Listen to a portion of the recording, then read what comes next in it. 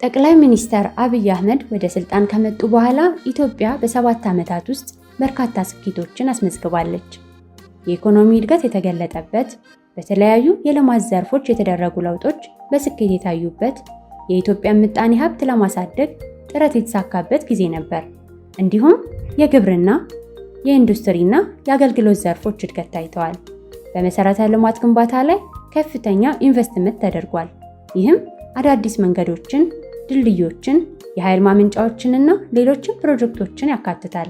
በሌላ በኩል ጠቅላይ ሚኒስትር አብይ አህመድ ለዲሞክራሲያዊ ለውጥ ጥረት አድርገዋል።